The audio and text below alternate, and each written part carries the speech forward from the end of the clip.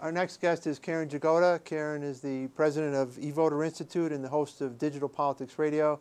She's joining us every week to educate people on how to use this internet, this amazing democratic tool, to advance causes and candidacies and issue development.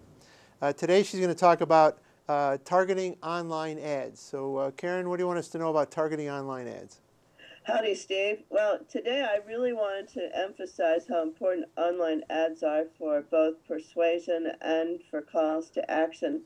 We see so many online ads for consumer products and for services, and political online ads can get attention. And the real key about targeting online ads is understanding who your audience is. And that's where this whole idea of big data is coming in, and finding your supporters through research that these big data companies have come up with in order to find behavioral characteristics that may be predictive of how candidates would appeal to a particular kind of voter.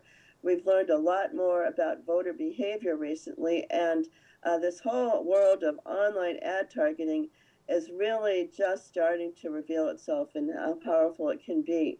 So when you put a TV ad out there and a child is watching the ad, or someone gets up to get something out of the refrigerator, no, they're not watching your political ad on TV. You're wasting your money. If you do the political ads online targeted to people where they're most likely to see the ad at a day part, when they're most likely to be receptive to the ad, you can really get a lot more bang for your buck. And a lot of the companies I've had on the digitalpoliticsradio.com show have gone into this world in a very big way. One of the companies I've talked with over the years is Rocket Fuel. They're very big on big data and data mining. The folks at Resonate Insights have also gotten very involved in data mining and figuring out what emotional appeals people have that can be kind of used in a political campaign to get people's attention or to get them to vote for a particular candidate or cause. I've also talked with folks on both the left and the right. Targeted Victory, a big group there in Washington, D.C., worked for Mitt Romney, have worked for a lot of Republican candidates, and they're very keyed into targeting online ads to specific audiences. Also, Bully Pulpit in Washington worked for the Obama team.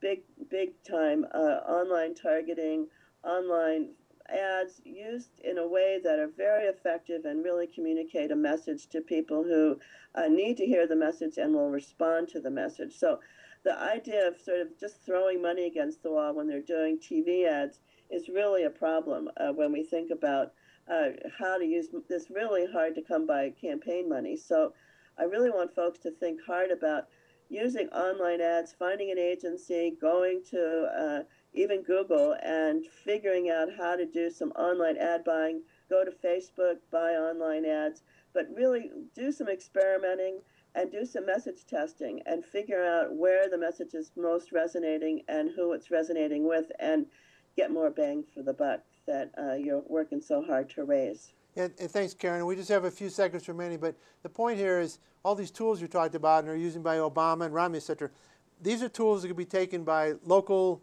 interest groups, local candidates, small, tiny campaigns and issues, and all these same tools apply to those groups as well.